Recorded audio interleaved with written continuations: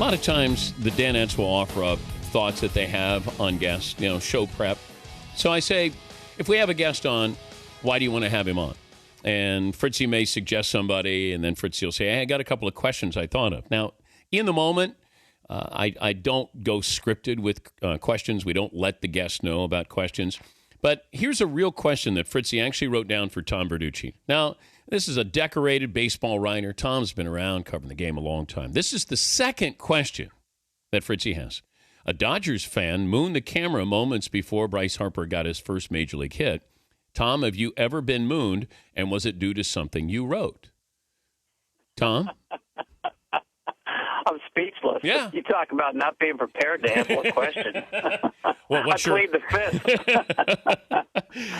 Let me start with Bryce Harper because we thought he would be brought up. I thought this was sooner, but I don't know if the injury to Zimmerman or whatever it was. But your thoughts on Harper, and is he here to stay with the Nationals?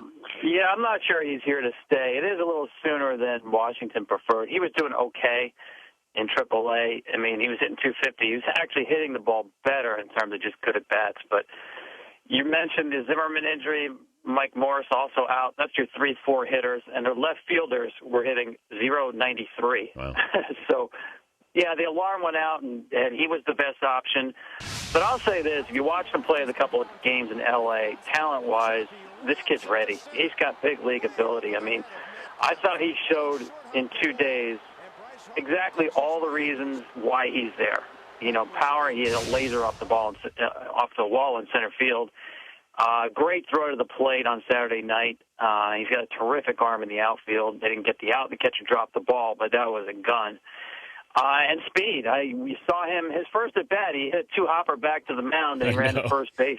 Like, I don't know, his pants were on fire. But he plays that way all the time, and I think if you watch him play, you have to admire that this guy does play all out all the time. But his maturity is what would concern me. If you just, his age, now I'm talking off the field, but maybe even on the field too, because, he had a moment in the minor leagues where he's, showing up a pitcher after a home run. But where is he with that maturity level?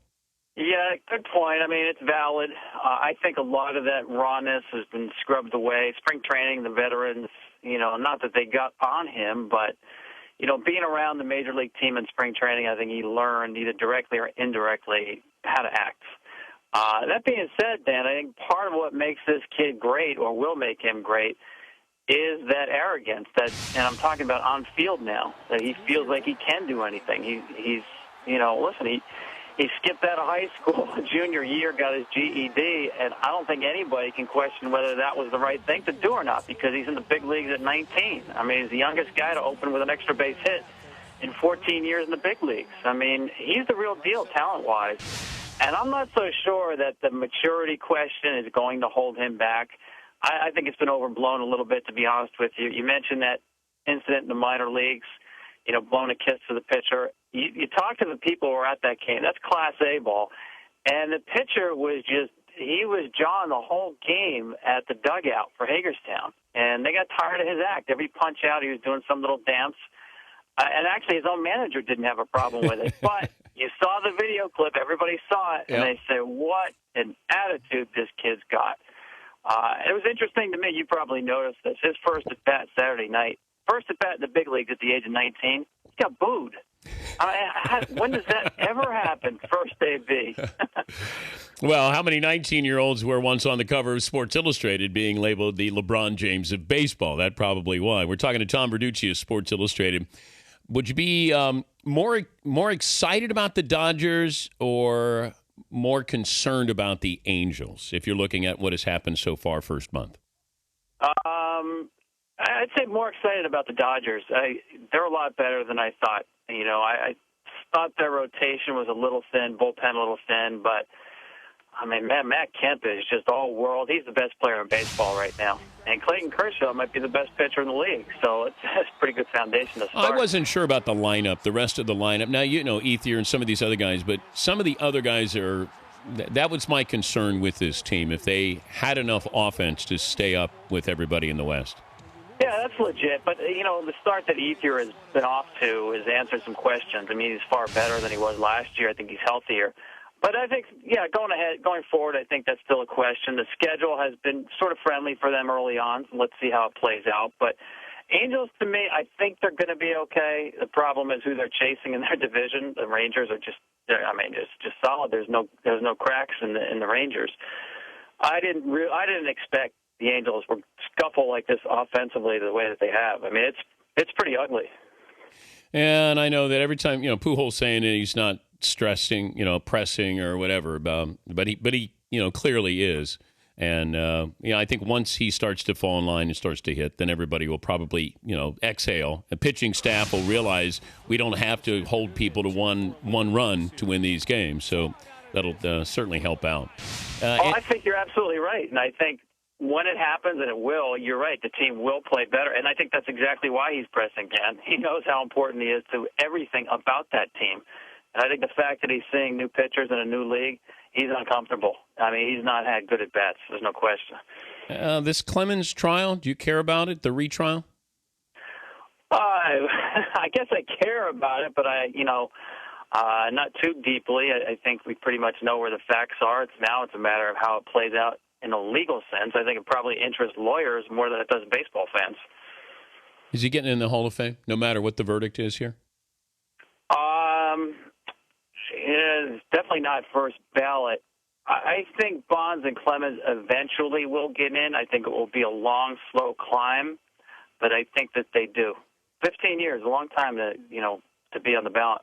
Can I just credit you for being a great player on steroids? Oh, yeah, there's no doubt about that. I mean, there's many of those type of players. I mean, a lot of guys brought world-class coordination in terms of hand-eye coordination or arm speed and all that stuff. And but I got to be able better. I got to categorize this some way. And you bring up a great point with Pudge Rodriguez. Hey, he was never in the Mitchell report, or he never failed a drug test. Or I find that silly when I hear it, read it. Pudge Rodriguez, I got a question mark by him. I mean, that's do you? Well, yeah, there's definitely a question mark. There's nothing wrong with that, though. I take nothing away from these guys. Obviously, we all understand what happened in that era, what the temptations were. But I'm not going to condone it. I mean, I'm not taking away any records. I'm not taking away certainly any money they've earned. I mean, they did what they did. It's in the record books. But the Hall of Fame is one step beyond the record book. It's confirmation that you not only were you the best, but you competed the right way. And that's what it's up for me. It's when people talk about ethics, the moral police, this, that, and the other thing. No, it's about competition, the fairness of the competition. And when you cheated the fairness of competition, then you're talking about there has to be some recognition of that. You just can't let that go. Yeah, but didn't the head of the Players Association call it a museum? That you know what? Yeah. It shouldn't matter if you use steroids or not.